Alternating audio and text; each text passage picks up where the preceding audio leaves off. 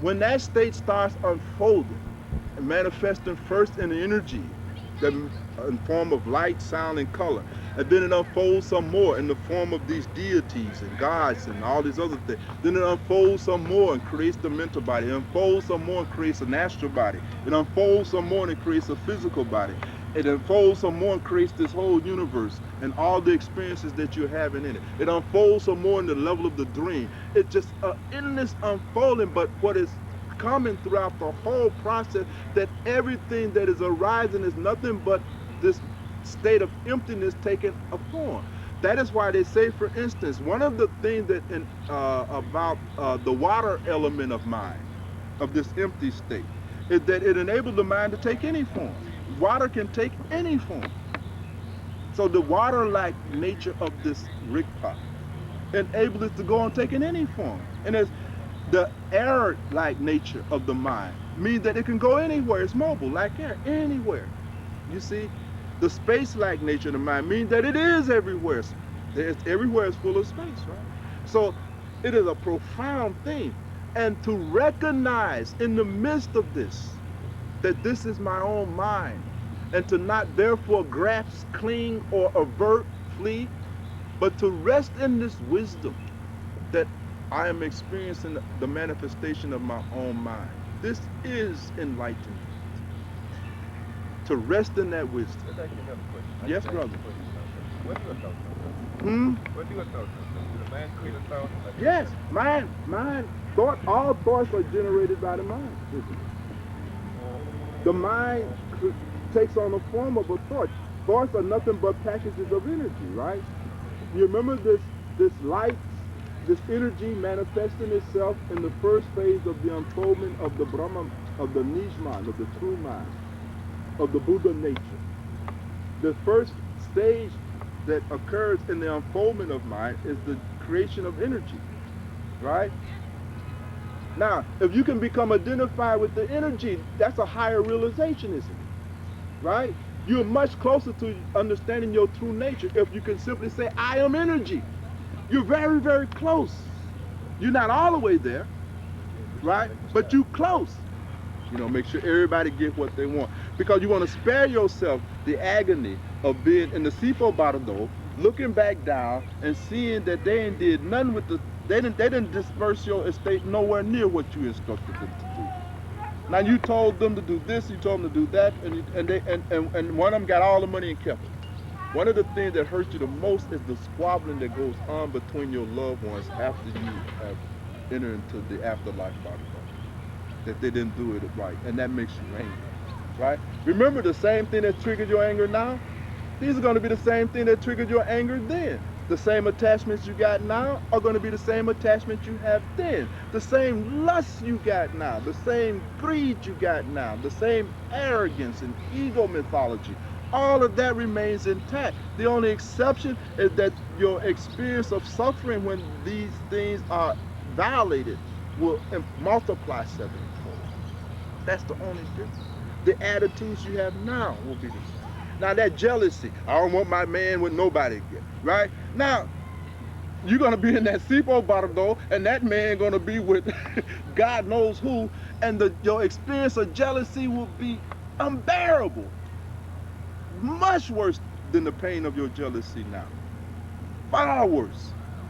You know, far worse. And that is why, again, the mystics and saints tell us that we have got to get very serious about this thing called spiritual preparation. Because you're going to die. They ask all the time, well, why should we do meditation? Why should you do it? Why should you do it? Because you're going to die. There is no other justification. If you cannot find yourself moved to practice spiritual development based on devotion to God, out of gratitude to God, out of the romantic aspect of religion, if you cannot motivate yourself on that premise, then at least you should be motivated on the fact that you're gonna die. And you better get ready. And you don't know when, you don't know how, you don't know under what circumstances. Some of us gonna be murdered. It's fact. Murdered horribly. And at the time you being murdered, What, are you going to be able to do some spiritual practice? Are you going to be able to come to the eye center? It's an interesting thing. Years ago, a friend of mine, Johnny, Sandra's ex-husband, in fact, was sitting outside of my house on Crystal in his Excaliburs, right? One night, just talking, had got lost all track of time. We sitting out, must have been 2 or 3 o'clock in the morning. We're talking, we're having satsang, we're going at it. 2 robbers walk up to either side of the car, stick guns to both our heads, right? And I don't know if it's true or not, but I think the only reason I'm sitting here today is because the moment that barrel hit my head, I began to think of the teachings. Instantly. You know, the Simran kicked in, right? I was ready.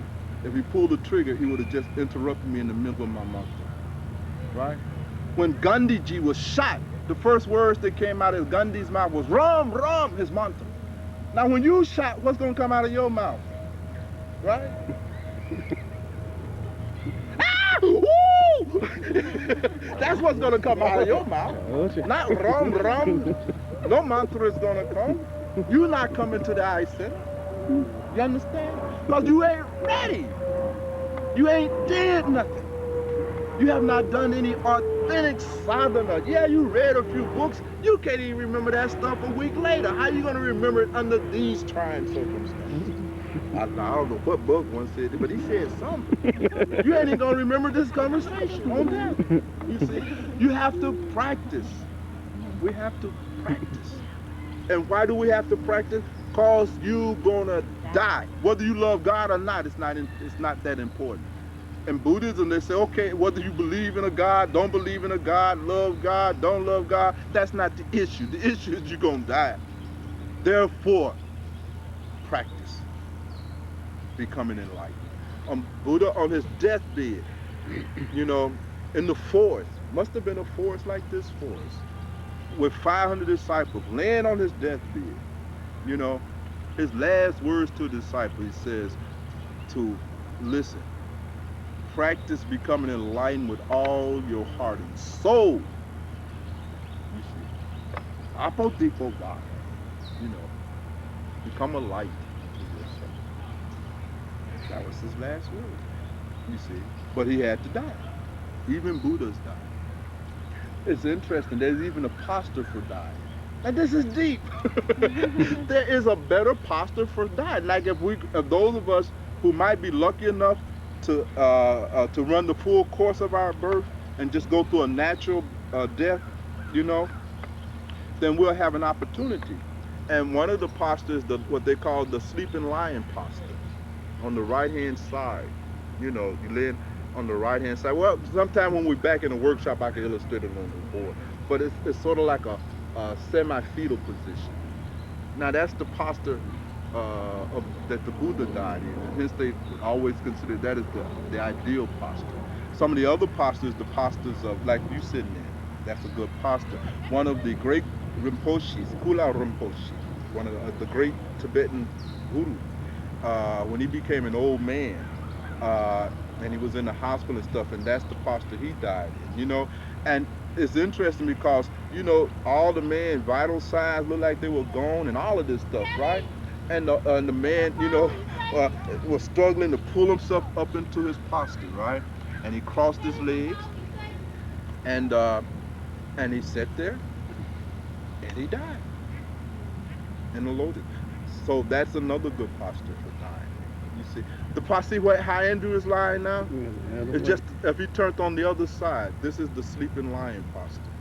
If he turned on his right, yeah, except to see where he got his hand on his head, it should be on his chin. Put it on your chin, cover your nostril with the 4 fingers, right?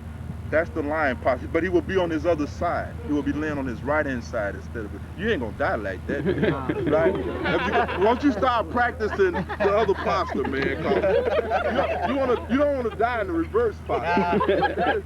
That is the sleeping lion posture. That's a good posture to die in. Right, because you know what it does, it moves the pranas differently. We got like 72 meridians running through this body. You know what they call the nadi, the channels, you know, and all that stuff. So I won't get into that. But in any case, I mean, they've gone into great details about these things. And then there's auspicious days to die on. There's certain days that are better to die. Like today is a beautiful day to die on. If those of you who, these are beautiful days to die on. And I'm reminded of a story, huh? What about when it rains? Yeah, that's nice too. Any day is a good day to die. If you know how. Actually, No, you they know all. folks say when a person died and it rains, they say that was a good person. Yes. Is there any truth to that? Well, Not really. I think that was grasping for a straw. Oh, okay. But it was an interesting story told about one of the gurus, because these gurus, they know when their time is to come. Because they've practiced resting in the wisdom of their Ripa. They've been able to get into that gap, that ground out of which thoughts, emotion emerge. They're able to recognize that gap. You see, just as we go from one thought to the next one, it's a tiny gap. This Bardo process is infinitely small. That cycle is the same. So whether it's on a galactical scale or on a very a small scale, the process is the same. And so what happens when a thought is being generated in the mind, it is being generated out of the zero state, right? And if you don't mess with it, it will dissolve and fall back into the zero state. But normally what happens, you see, is that we cling, we grasp, we get involved in it, right? And so involved, we keep missing the gaps. And so what the gurus and masters have been able to do is that they've been able to get into the gap, to get in between a thought, to get in between the emotions. And they're able to have a view of their true nature. This is called the view of the Rigpa, the view of your nature. Now, for most of us, that's difficult to do. One of the great advantages in all of us having a guru is that in a guru we can get a glimpse of our own Buddha nature. That's the beauty of having a guru. A guru is like a mirror. Looking into the guru, we can get a glimpse of the true nature of our being. You see, we could begin to recognize the true nature of our mind. I mean, have you thought about it? What is the true nature of your mind? Really, what is your mind? Yes. When you were talking about, I don't remember the exact term, but when you have passed from the physical body and you are watching and waiting for another form to come into, you explained it as if you kind of have a choice as to what form you go into. I didn't think you had a choice on that. Yeah. In fact, you shape and you determine what form you go into. I guess in some way you don't have a choice. Yeah. Because really, the kind of form that you will get, the kind of form that you will move toward will be based on the dominant emotion. Right. That you had during your life. For instance, if all during your life you were predominantly an angry person, you see what I'm saying? That anger will shape your rebirth. If during your life you were predominantly full of lust, then that lust will shape your rebirth. You see, and so forth and so on. So you're right in some sense, Ketira, that once that happens, that whole karmic unfoldment really kind of takes away choices from you. But you do have a choice. You don't necessarily go back down into the cycle of the smallest being all the way up. It depends on what state you was in. What was your state of your inner thought state when right before the moment of death? That will determine a lot of what happened. Now you died angry. Now you just had this fight with this man. You had a heart attack and you done died. And you full of anger. Now you stuck in anger, and that's going to shape you. And you're going to need a body that enables you to exact good revenge. So hell, you may not have no problem going into a lion body. Shit, you want to tap something. That may be very appropriate. So forth and so on. It gets very, very complex, you see. But one thing for sure that we have to understand, that it is not given that you're going to get this human birth again. Right. This is rare. Now this is really, really rare phenomenon. And then are you determining, well, you can't determine that, I mean, you can determine based on your actions kind of what kind of body you get into, whether how to determine whether or not you go into a human or whatever. See, that's the whole thing. The only way that you can do that is to practice some authentic spirituality, to live very well. You know, We cannot escape that. If we live very negative life, very evil lives, very impure lives totally under the dictation of our anger, our lust, our greed, our attachment, and then to hope for a human body next time, you may be really stretching it a bit. You know, this is a very rare phenomenon. Maharaja used to always say that this is rare. It's like a turtle in a sea as large as this universe, surfacing from the bottom of that sea through a ring just big enough for it to get through. That's rare. And what is even rarer than that is getting a human body in which you come in contact with the teaching. Now that's even more rare. But what's more rare than the human birth where you come in contact with the teaching is that human birth where not only do you come in contact with the teachings, but that you understand the teachings. What more rare than that is that human birth where you not only contact teachings, you understand the teachings. You see, and you begin to try to practice the teaching. But what's most rare is when you meet the guru. That is the rarest event. And the most rare is to be so you don't have to come back at all. That's right. So you can rest in your ripa. But the reality, you see, is really this coming and going is not accurate. Because as I said before, there is no difference between samsara and nirvana. You see. In the Prajna Paramita Hiradama Sutra that we read from, there's an interesting piece in here, I think, that speaks to that. I'll see if I can find it.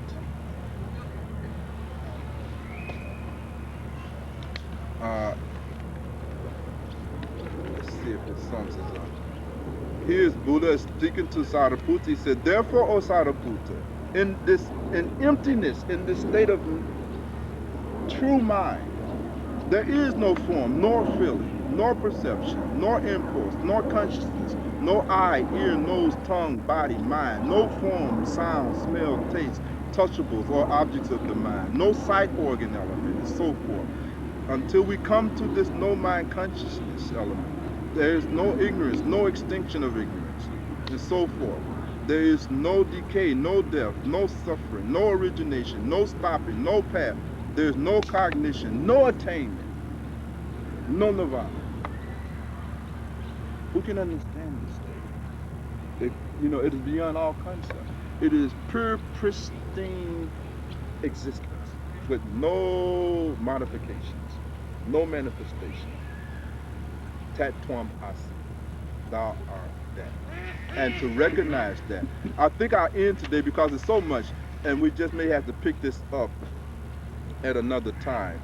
But I like to end on the advice, again, that the mystics have given us, and a beautiful little poem where they talk about the practices that we must do. And I think I've already quoted this, but I'll quote it again. It says, recognize this infinite variety of appearances as a dream, as nothing but the projections of your mind, illusory and unreal, without grasping at anything. Rest in the wisdom of your Ripa that transcends all concept. This is the heart of the practice of the Bardo of this life. So, I think that's enough for today. I think we had enough for today. All right. So we should have food left, eat up all of the food, and enjoy your life.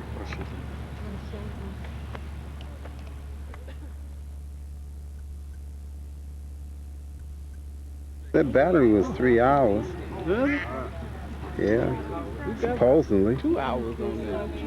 It went an even 2. Well, no, the battery might have. No, we got to change the battery. All right.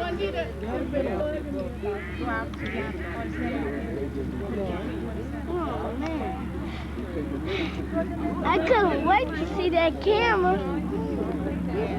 Hello, Ashante. I couldn't wait to see that camera. That poor boy camera. One more. In case that when they come out. All right.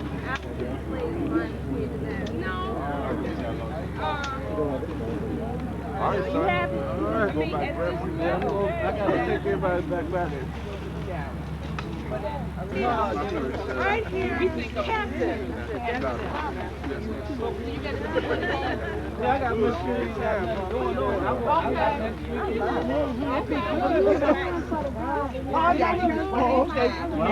Getting it down, Pat. Good man. Yeah, Mensa. Zoom on me. All right, let me zoom on Mensa Hotep. How's shaking, brother? Get my t-shirt. What that say? Hampton? Champion. Okay, 4 times. All right, Mensa. Okay. You want me to help carry the Oh, Link. In the song. No, don't leave me. That's the end. No. Everyone is packing up. Wait, catch it.